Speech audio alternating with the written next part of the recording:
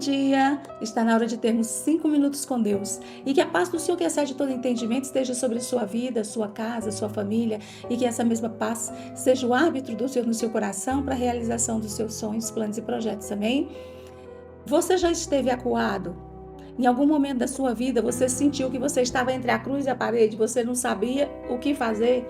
E você tem duas opções. E qualquer uma das duas que você tomar a decisão, você está ferindo algum princípio, você está causando um problema maior. Já passou por isso? E se você passou, você teve sabedoria para resolver? Eu vou te mostrar que quem teve e nos deixou um ensinamento e foi Jesus.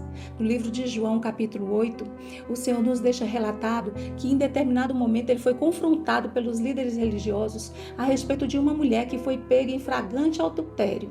E naquele momento, esses líderes perguntam a Jesus o seguinte: essa mulher, de acordo com a lei de Moisés, ela tem que ser apedrejada.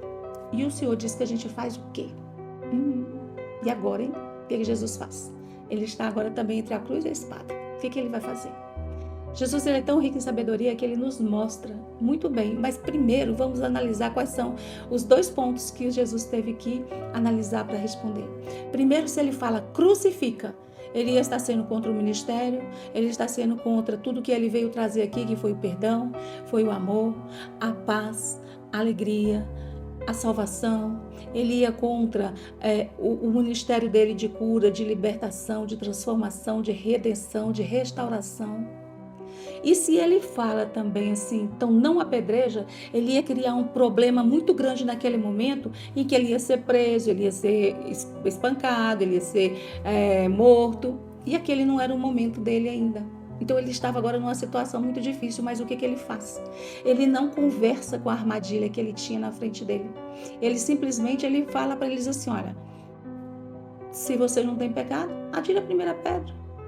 E como todos eles tinham, nenhum pôde fazer absolutamente nada e todos tiveram que ir embora. E a mulher não tinha mais nenhum acusador. E o que Jesus fez com ela? Jesus acusou? Não. Jesus só falou para ela assim: eu também não te acuso. Vá e não peque mais. Ou seja, amadureça, crie responsabilidade, veja o livramento que você recebeu agora, que você não vai receber toda a vida. Então, você muda o seu comportamento. Foi o que o Senhor falou para ele. E a gente vê muitas pessoas, sabe, que negociam com a armadilha, negociam com essas situações acuadas que elas passam. E o final sempre é morte. E eu vou te dar alguns exemplos de pessoas que passaram por isso. Eva negociou com a armadilha dela chamada desobediência, descrença, dúvida. Quando a serpente fala com ela, lança tudo isso no coração dela e ela cai, ela aceita isso e ela cai. E traz toda a consequência para a nossa natureza humana. A gente vê também o filho dela, Caim. Ele também negocia e cede à armadilha da inveja do seu irmão Abel e mata seu irmão. A gente vê também outros que são os irmãos de José, que também negociam com as suas armadilhas, que foi a inveja. E ali eles fazem o que fazem com o irmão. Prende o irmão, lança o irmão num buraco, na cisterna, depois vende seu irmão e traz uma tristeza muito grande para o coração do pai. Também a gente vê outro exemplo, que foi Saul. Saul, ele negociou muito bem com a sua armadilha, e no caso dele foi a soberba. E o fim dele foi o quê? O fim dele foi perder seu reinado e depois também morreu, sem ser rei, morreu com a forma que ele morreu, suicidou-se. Por quê? Porque negociou, não teve sabedoria de, diante dessas situações, tomar a melhor posição, a melhor situação, analisar quais são os prós e quais são os contras. Jesus sabia quais eram os prós e os contras de qualquer uma das duas decisões que ele tomasse. E ele tomou a decisão mais acertada. Ele simplesmente devolveu a pergunta onde ninguém podia acusar ninguém. E nós, o que fazemos?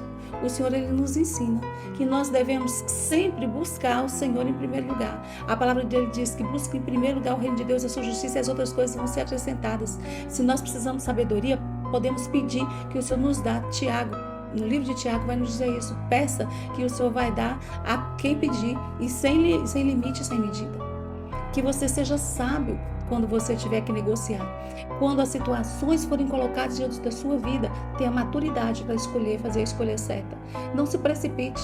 Pense, Nem tudo a gente tem que responder na hora. Responde na hora que for a melhor hora para você ter certeza do que vai fazer. Amém? Gostaria que você curtisse, compartilhasse, assinasse, né, e se inscrevesse no canal e assinasse o sininho, né, ativasse o sininho para que você pudesse receber essa mensagem todos os dias e assim Deus possa te abençoar. Amém? Que Deus te abençoe, que Deus sobre ti levante o seu rosto e te dê a paz.